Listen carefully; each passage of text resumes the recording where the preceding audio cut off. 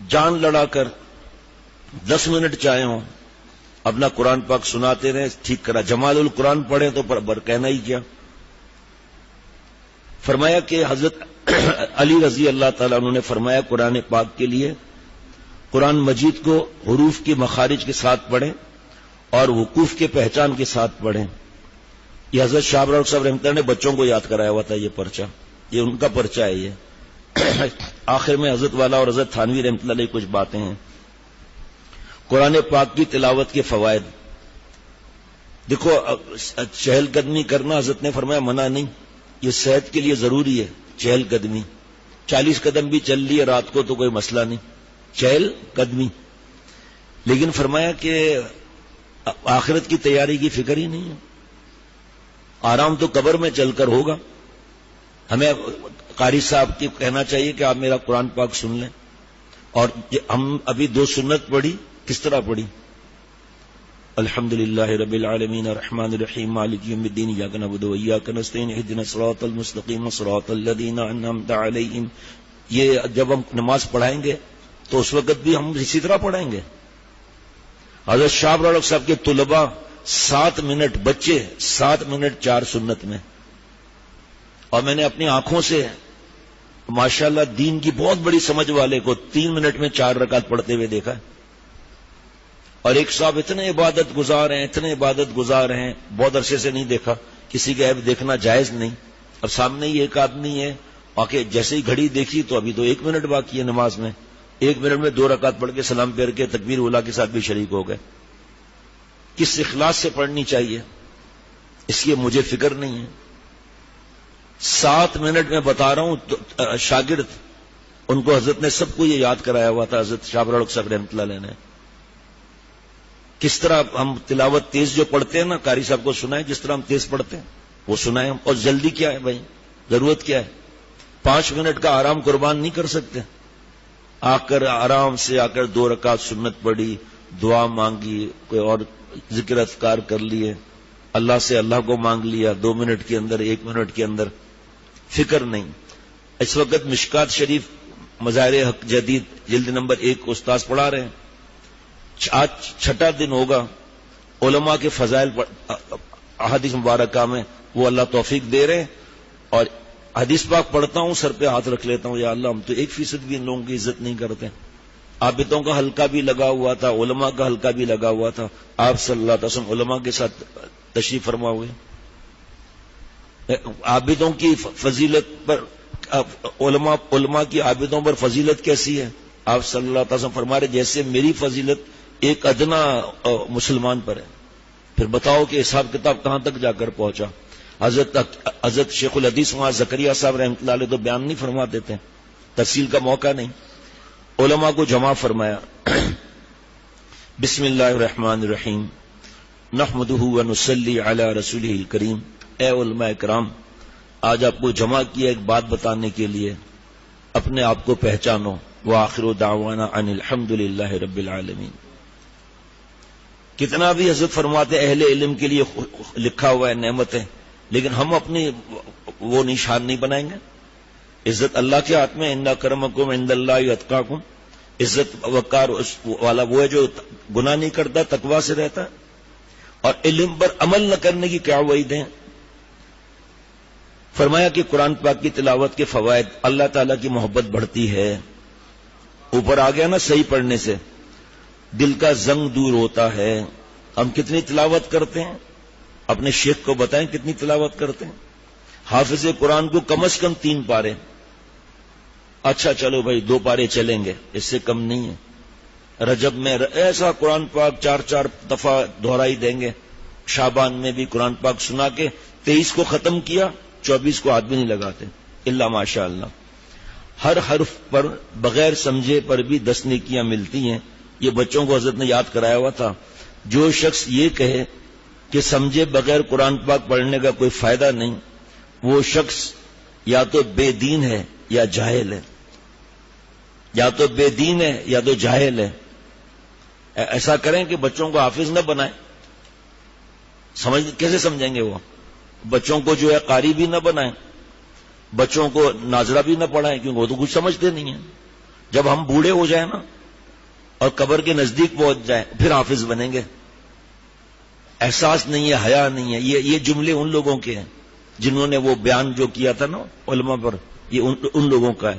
قرآن پاک پڑھنا ہے تو سمجھ کے پڑھو, وہیں تو نہیں پڑھو. تو کون ہوتا ہے بولنے والے, سمجھ کے پڑھو. تو بتا الف لام میم اس کا مطلب بتا, اس کو چھوڑ کے پھر آگے پڑھو. پھر بولنے والا کوئی ہے نہیں. ایک کمیونسٹ ملک یہ جو اللہ نے ٹکڑے ٹکڑے روس کے کرائے, کس کے ذریعے کروائے پتا تو کرو ذرا. ڈنڈا اور جوتا ہاتھ میں اور بھوسی ٹکڑا کھا کر ٹکڑے ٹکڑے اللہ نے کرا دیا سپر پاور کے. وہ جب ریاست مسلمان کی آزاد ہوئی تو ان کی اتنے واقعات ہیں کہ ایمان تازہ ہوتا ہے. اس میں مجھے نام یاد نہیں, 17 سال کا نوجوان تھا, اس نے داستان لکھی ہے جب اس نے ہجرت کی ہے, کتنے اپنے آنکھوں سے کتنے ظلم دیکھے ہیں مسلمان پر انہوں نے. وہ غالباً جامعہ اشرفیہ والے رسالہ بیچتے ہیں, اس میں شاید لکھا ہے, یہ ہے اسی رسالے میں کسی میں. انہوں نے بتایا کہ ایک دفعہ یہ کمیونسٹوں نے مسلمانوں کو مسجد میں جمع کیا. مسجد کے اندر تھیٹر, سینما ہاؤس, مدارس اور خانقاہوں میں گھوڑے کھڑے ہیں. تاریخ پڑھ کر دیکھو. اور وجہ کیا ہے بھائی, دین سے دوری. برما میں ہو رہا ہے نا, ہمارے یہاں تو نہیں ہو رہا ہے نا. کشمیر میں ہو رہا ہے نا, ہمارے پاس تو نہیں ہو رہا ہے نا. افغانستان میں ہو رہا ہے نا, ہمارے پاس تو نہیں ہو رہا. ایک ایک ملک بڑھتا جا رہا ہے. فلسطین میں ہو رہا ہے نا, ہمارا تو کوئی واسطہ نہیں. واسطہ ہے, کم از کم رو رو کے دعا تو کر سکتے ہیں انفرادی اجتماعی, جو ہمارے بس میں ہے. نوجوان نے بتایا کہ وہ سب کو مسجد میں جمع کیا اور اس کے بعد کا جو علم سمجھتے ہیں نمازی ہیں وہ باہر نکل جائیں. سب باہر نکل گئے.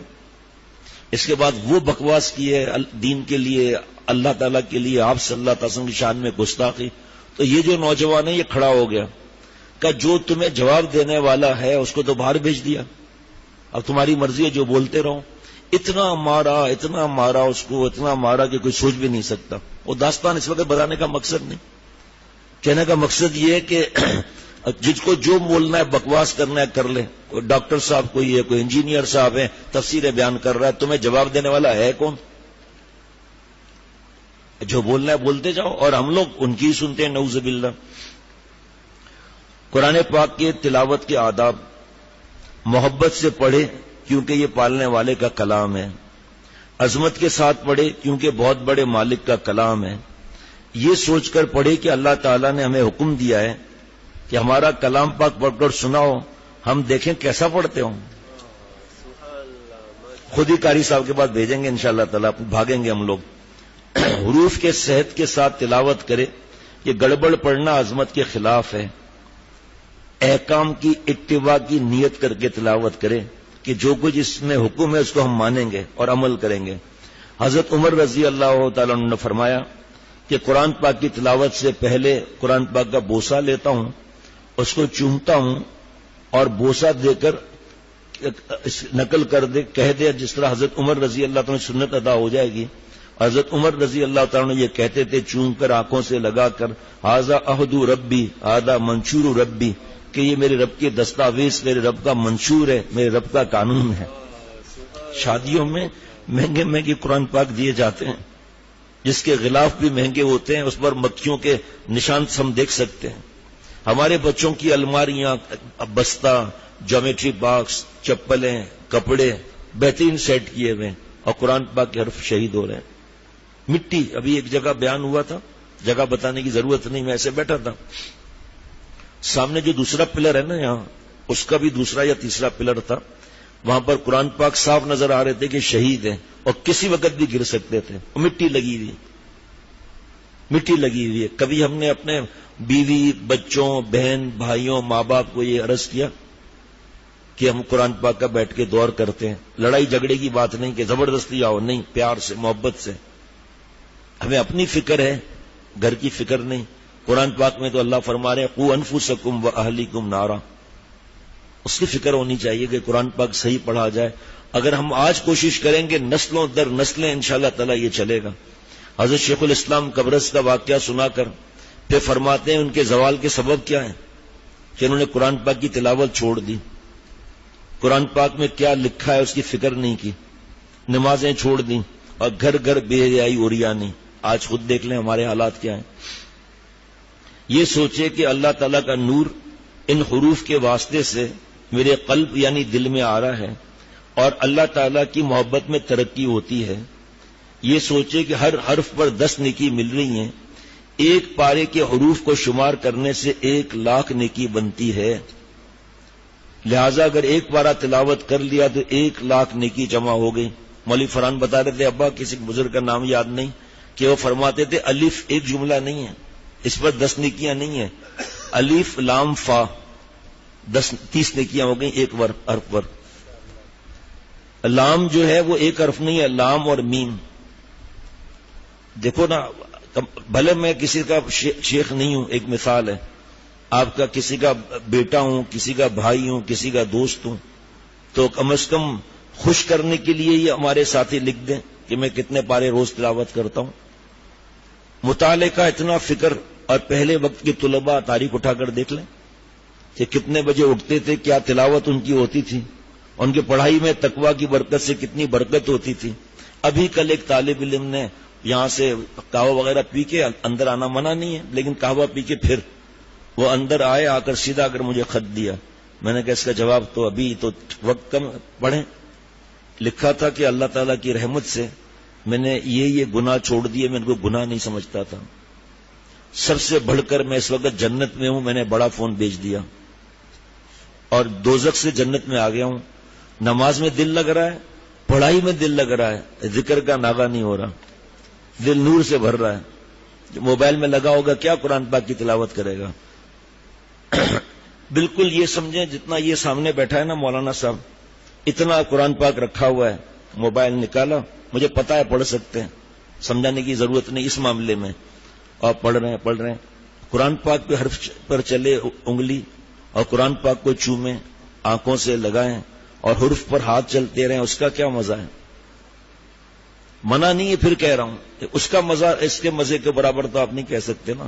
جب ایک پیج آپ پڑھ رہے ہیں تو دوسرا پیج تو موبائل پر نہیں آئے گا نا.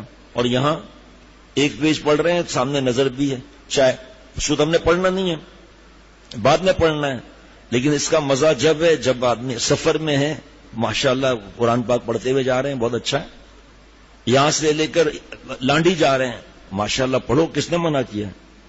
یہاں بھی آپ کی مرضی ہے، لیکن دل کا چاہت کا بات ہے نا. یہ قرآن پاک کو اٹھایا، اس کو پڑھا، چوما، رکھ دیا، اس کا مزہ اور ہے. تلاوت کو اس کے حقوق کے ساتھ ادا کیا جاوے تو اللہ والا ہو جائے گا. اہل قرآن کو حدیث میں اہل اللہ کے خطاب سے نوازا گیا ہے. حضرت تھانوی رحمۃ اللہ نے لکھا ہے کہ کلام پاک کے 4 حق ہیں: عظمت، محبت، تلاوت صحت کے ساتھ اور احکام کی اتباع کی نیت. اور فرماتے ہیں کہ حروف قرآن کو غلط پڑھنا، جیسے مثلا صاد کو سین پڑھنا لہن جلی کہلاتا ہے جو حرام ہے. تھانہ بھون میں بعض محدثین کو بھی نورانی قاعدہ پڑھنا پڑا. آگے جملہ حضرت تھانوی رحمۃ اللہ کا سنیے ذرا، سنیے اور دل میں لے کر دعا کرتے ہوئے میں بھی جاؤں آپ بھی جائیں، دل میں اتار کر جائیں. فرمایا کہ مکان کے رنگ و روغن کی فکر ہے تاکہ جمال پیدا ہو. مکان کے رنگ و روغن کی فکر ہے تاکہ جمال پیدا ہو، لیکن قرآن پاک کی جمال کی فکر کیوں نہیں؟ قرآن پاک کے جمال کی فکر کیوں نہیں؟ تھانہ بھون میں جمال القرآن کی تعلیم کا سالکین کے لیے اہتمام تھا. جہاں ضروریات دین کا اہتمام نہ ہو تو پھر وہاں یہ ضروری چیزیں اگر نہیں کی تو دقائق تصوف اور معرف ان کو کیا نفع دے سکتے ہیں. یہ فکر ہے، ضربیں لگانے کی فکر ہے اور قرآن پاک صحیح کرنے کی فکر نہیں. کتنا آپ سوچو، آپ ذرا اس پہ کتنا زیادہ خطرناک معاملہ ہے. وہاں کیوں بیٹھتے بھائی؟ اور فرمایا جو پیچھے بیٹھتا ہے وہ بیوقوف نمبر 1 ہے، تاکہ ٹھاٹ سے سوتے رہو، شیخ کو پتہ ہی نہ چلے. اتنا بڑا مضمون نکل گیا. یہ بھی ایک نقصان ہے. میرا تو قرآن پاک صحیح ہے، مجھے سننے کی کیا ضرورت ہے؟ میرا قرآن پاک تو ایسا کوئی ہے ہی نہیں. ہم سے پوچھو کہ رشتہ داروں میں اور گاؤں میں یہ تھا کہ میرا قرآن پاک ماشاءاللہ بہت اچھا ہے، 1991 میں حضرت سے جڑے. فرمایا پہلا انتظام ہے قرآن پاک صحیح کراؤ, اور قاری صاحب سے, گاؤں والا نہیں چلے گا, قاری صاحب سے. 2.5 مہینے تک قاری صاحب نے اعوذ باللہ من الشیطان الرجیم بسم اللہ الرحمن الرحیم. اگر شاہ الحق صاحب رحمۃ اللہ علیہ زندہ ہوتے نا, اور میں ان کے سامنے ابھی پڑھتا, 3 غلطیاں نکالتے, اس میں بھی 5 غلطیاں نکالتے, اور سارا آپریشن ہو گیا کہ میرا قرآن پاک اچھا ہے. صبح 7 بجے نکلنے کو چھوڑو, دفتر 8 بجے سے شروع ہوتا ہے رات کے 11 بجے تک. مفتی نعیم صاحب جو ہے کل عصر کے بعد بیان کر رہے تھے, فرمایا کہ ٹوکیو دیکھا ہے؟ نہیں. سوئٹزرلینڈ دیکھا ہے؟ پولینڈ دیکھا ہے؟ مانتے ہیں کیوں؟ فلاں نے کہا ہے. اس کی بات پر اعتماد ہے, اور آپ صلی اللہ علیہ وسلم جو فرما رہے ہیں وہ.